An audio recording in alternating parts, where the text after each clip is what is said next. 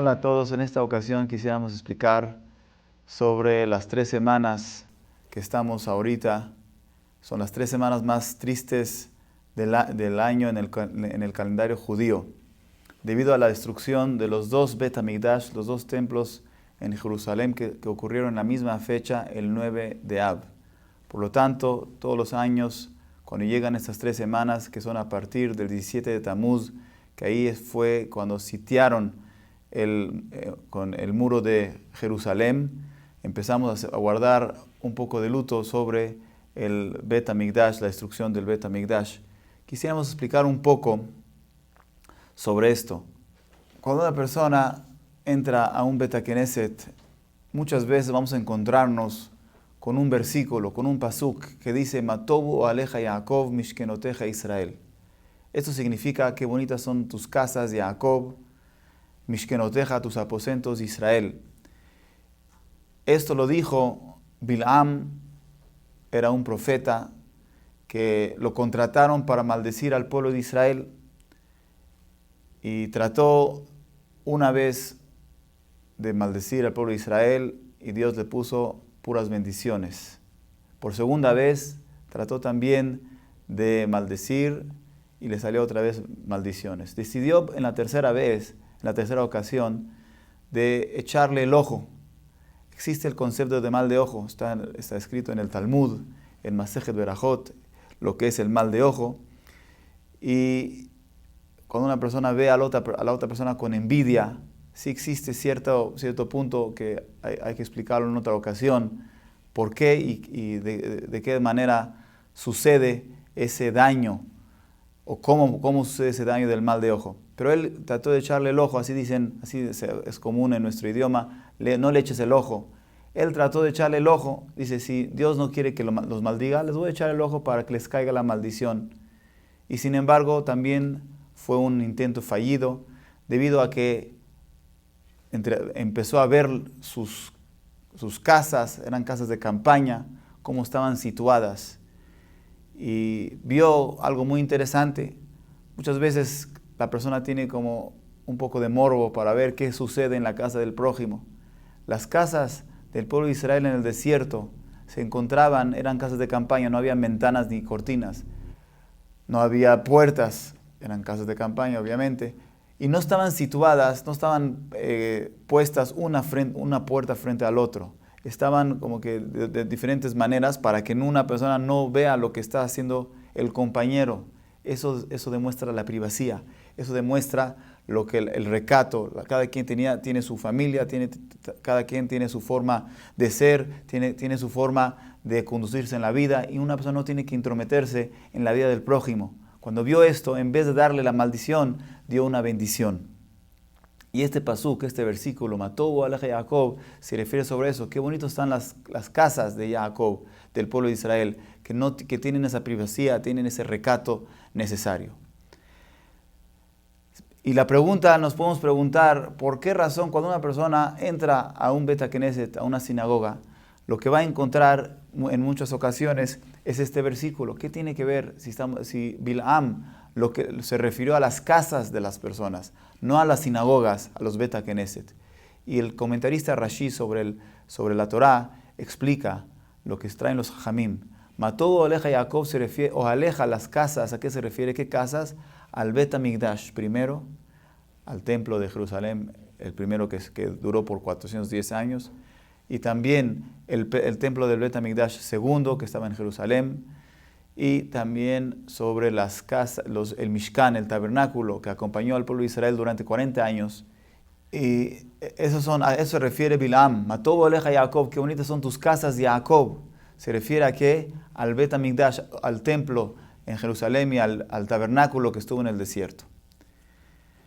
Mishkenoteja Israel, ¿qué significa esto? Explica Rashi. También después de la destrucción del Bet HaMikdash, Mishkenoteja se refiere a las sinagogas, a los Bet HaKnesset, a los lugares de rezo, a los lugares de estudio de Torah. También Bilam se refirió a esos lugares. Qué bonitos son tus sinagogas. Hay un concepto muy interesante que quisiera yo transmitir en estos momentos. Hay tuvimos 3 patriarcas, Abraham, Isaac y Jacob. Abraham también salieron otros pueblos, también de Isaac salieron otros pueblos. Jacob es linaje directo sobre el pueblo de Israel. Jacob tuvo 2 nombres. Cuando nació le pusieron el nombre de Jacob. En español Jacobo, Jacob. Después de que recibe las bendiciones de su padre, para evitar el problema con Esab, su hermano, le cambia a Dios el nombre a Israel. Dicen los Jajamim que Jacob e Israel, que se llamó Jacob, debido a que Jacob es el símbolo principal de nuestros patriarcas, porque es el linaje directo del pueblo de Israel, se manifiesta 2 épocas del pueblo de Israel. Jacob se refiere cuando es una época de una manera muy sencilla, cuando no tienen una parte espiritual elevada, cuando no tienen mucho nivel. Israel, mientras que Israel se refiere cuando ya tienen más nivel.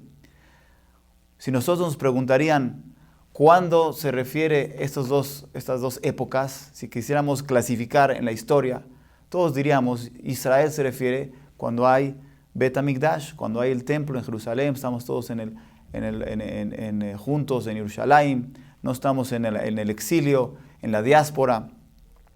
Mientras que en tiempo de la diáspora, en el tiempo del exilio, que no es tan fácil cumplir la Torah, diríamos nosotros que se manifiesta la época de Jacob.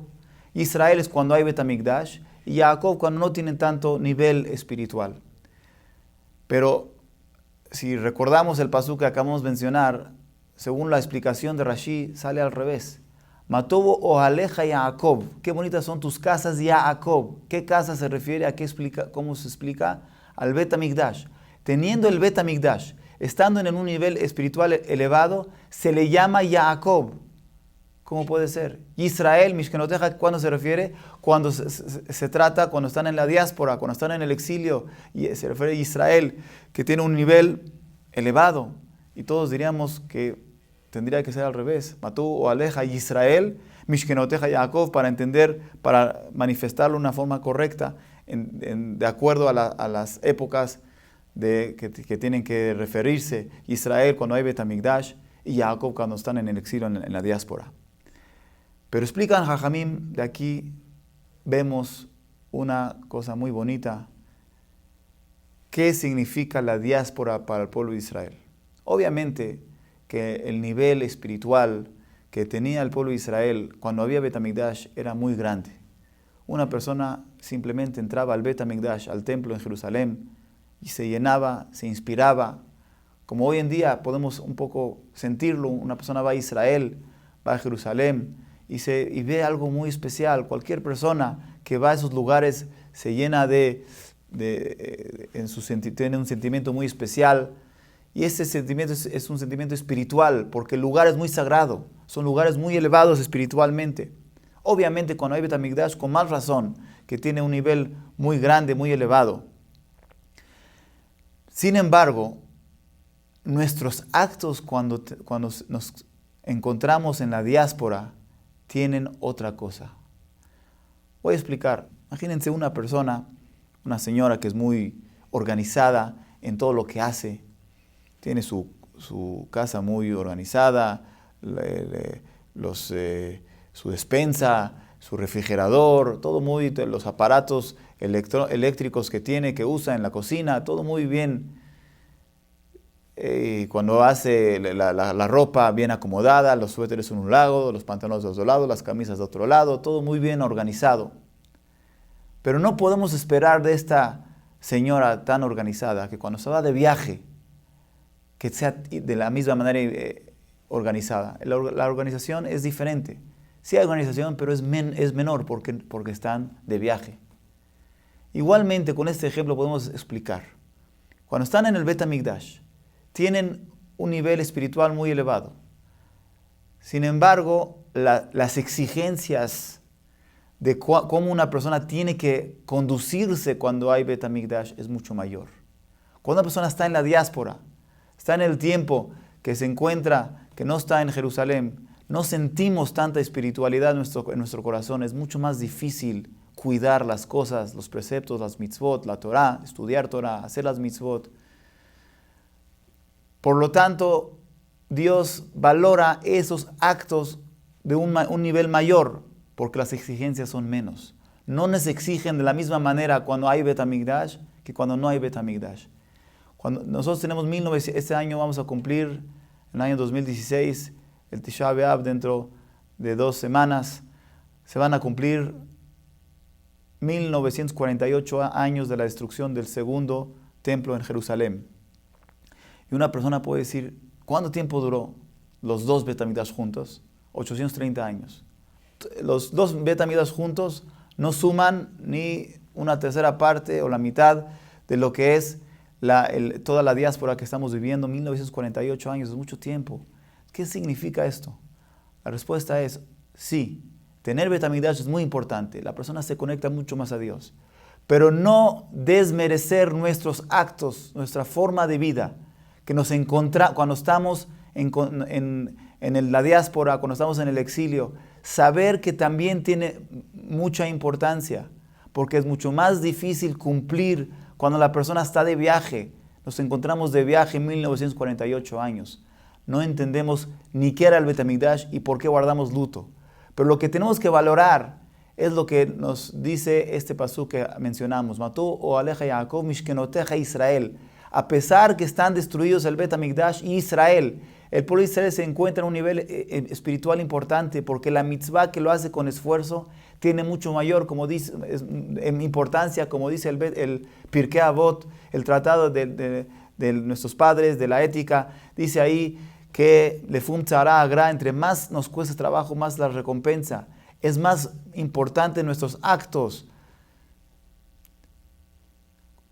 Quiero finalizar con una pequeña historia.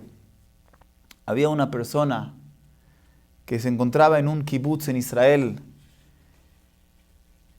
y él era mashgiach, el supervisor en ese kibutz para el kosher que tenía que tener ese kibutz. Y todos los días él era una persona religiosa y juntaba lo que es el minyan para decir la tefilá de minhá vespertino, el rezo vespertino, el rezo vespertino de la tarde. Y gracias a Dios buscaba y encontraba todos los días el minyan, las 10 personas que se requieren. Una vez trató de buscar y le faltaba una persona. No encontraba al 10º. Fue por acá, por allá, no encontró. De repente vio una persona que no cuidaba, no era religiosa. Le dice, oye, ¿puedes por favor acompañarnos para el rezo vespertino? Tarda unos minutos, no tarda mucho. Le dice, ok, no tengo muchas cosas que hacer, con mucho gusto. La verdad no sé qué van a hacer, pero con mucho gusto los acompaño. Lo fue y los acompañó. Entró al lugar donde iban a rezar y de repente llega el 10º. Dice, ya no te necesitamos. Ah, ok, muchas gracias. Y se fue el Señor. Pasan 10 años. Y este señor tiene un sueño. Viene en el sueño esta persona que era un señor mayor, que había estado con él, que lo invitó al rezo, no para rezar, sino para juntar el minyan, nada más para estar ahí. Y cuando está ahí ya se puede realizar el rezo. Y se sentó y le dijo en el sueño, dice, la verdad me permitieron del cielo venir al sueño con usted para que me haga un gran favor.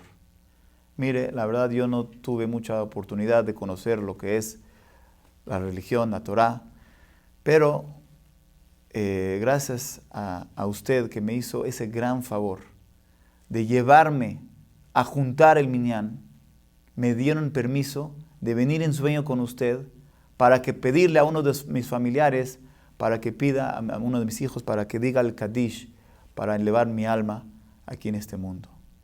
Tengo ese permiso. ¿Qué es gracias a esos pasos que yo di? De donde yo estaba, a donde iban a rezar, esos pasos son valorados en el cielo. No entendemos por qué tienen valor. Aquí en la tierra no lo entendemos, pero allá sí tiene ese valor. Una persona va en camino a hacer una mitzvah, un acto bueno, tiene importancia y le dan importancia en el cielo, a tal grado que hacen cosas que a lo mejor no entendemos por qué y le dieron permiso a esta persona. de regresar, de ir en el sueño para que puedan elevar su alma.